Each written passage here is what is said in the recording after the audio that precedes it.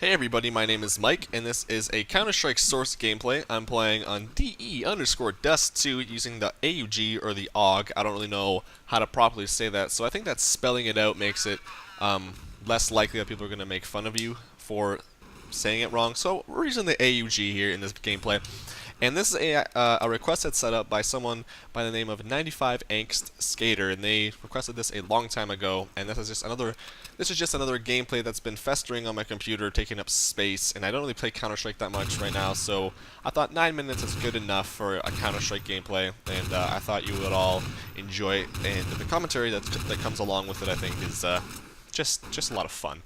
But the commentary for this gameplay is going to be something that's very near and dear to me in my life, and that is driving.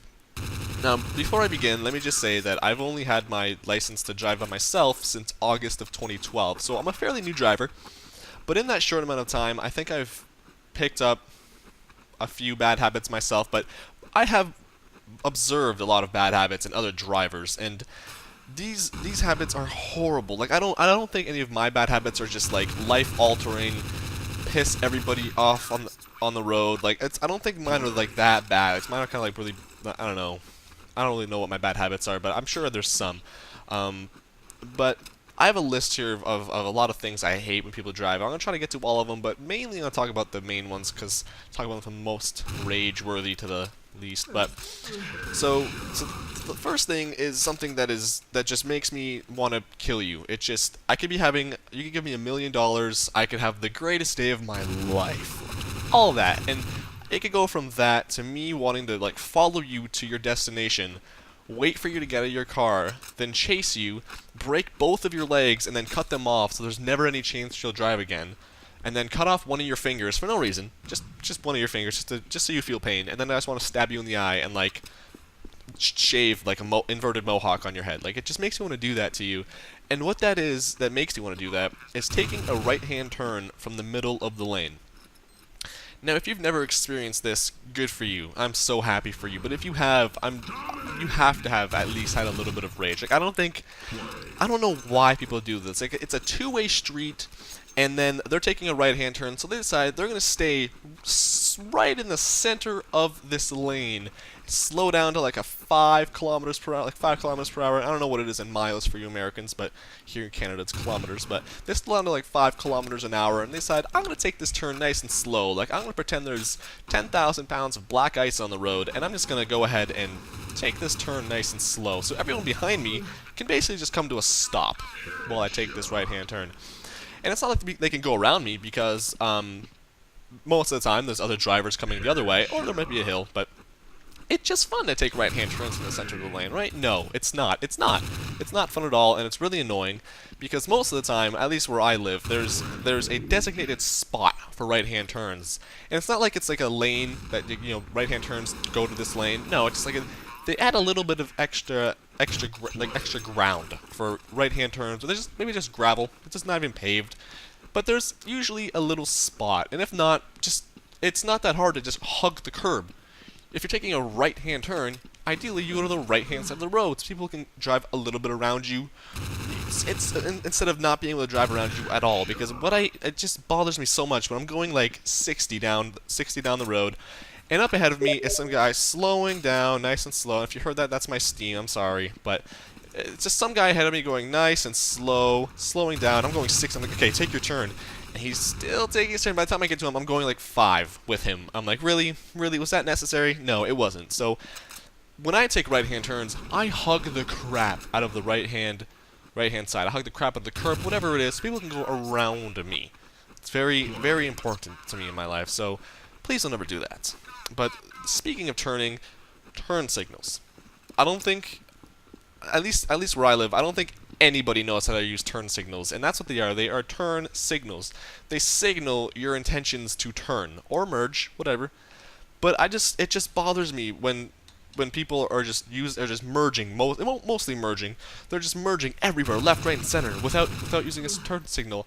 And it really bugs me when someone's like one of those speedsters. It's like a 50, and they're going like 100 down the road, going swerving around everyone because they're in a hurry to get to, like, I don't know, McDonald's to get their Big Mac so they can get fat for the day. I don't really know, but they're in a hurry and they're just merging left and right, center. And they're not signaling. Like, really, not only are you being a douche, but you're being an extra special douche. So thank you for being awesome. But, like, if it's just me, you, maybe, like, one other car, it's, like, no one around, and you're, like, we're not even close to each other, or something like that, and you want to merge without signaling, fine, whatever, I don't really care. But if it's, like, 9 in the morning, and everyone's on their way to work or school, and you're just merging without signaling, not only are you endangering other people, because you're not really letting them know of what you want to do as a driver, but it's just rude and annoying. And so what I've started doing, is when people do that, when people merge without signaling, if I get beside them at a stop sign or a red light, or not really a stop sign, but if I get beside them at a red light, I just stare at them and I clap. And no one has really looked over yet, and so I'm really hoping that they do one day. They look over and they're like, oh, this kid's clapping at me, cool, what did I do? What a great day. And they're going to feel all good about themselves, but in reality, I'm clapping because they're retarded. And they don't know how to properly drive, and they don't know how to flick their pinky up or down. Like, that's all it is. You're driving, and you just flick your pinky up and down. For me, anyway. In most of the cars I've driven, it's just an up and down pinky flick. It's not that hard. It doesn't take too much energy. You can have, like, I don't know, one lucky charm, like, just one freaking lucky charm out of the whole box. And you'd have enough energy for, like, a lifetime of using your turn signal. So, whatever. Winter driving is my next topic, and now I live in Canada, so I would assume that people know how to drive in the winter because we're Canadian, right? But no, it boggles my mind that people still don't know how to drive in the winter. I've only been driving for like, what, 8 months or something like that, and I feel as though I'm a better driver in the winter for my first time around driving in the winter too, than most of other drivers on the road. Now, for some reason, everyone thinks it's okay to drive like 20 kilometers an hour in like a 70 when it's snowing. Now, I get it. You want to be safe and whatnot, but there's like a microgram of snow on the ground. The ground is wet. It's like it's basically just rained, and all it is extra snow falling down. And you find it necessary to drive 20 in a 70. Like, if you're driving 50, 55, like, whatever, fine. But 20? Are you kidding me? And there's people who take turns just super, like, as my point before, they're taking them super slow. And everyone's just driving slow, doing really, like, I'm just like, why? Does no one know how to drive in the winter? Like, you leave enough room between you and the car in front of you, so if you have to brake really fast, you don't kill yourself, crashing the other guy in front of you, and you take turns, not fast, but at a decent pace. You just practice normal, like, smart driving techniques.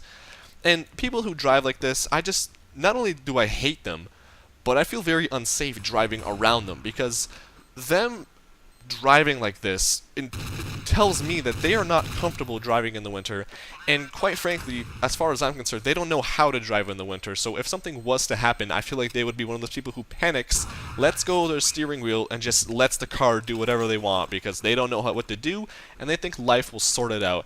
And I just feel very uncomfortable driving beside them because I don't want to die because you don't know how to drive in the winter. So learn to drive in the winter. I don't know, maybe that's something you could do. But we've got a few minutes left, so I'll talk about my last 2 points.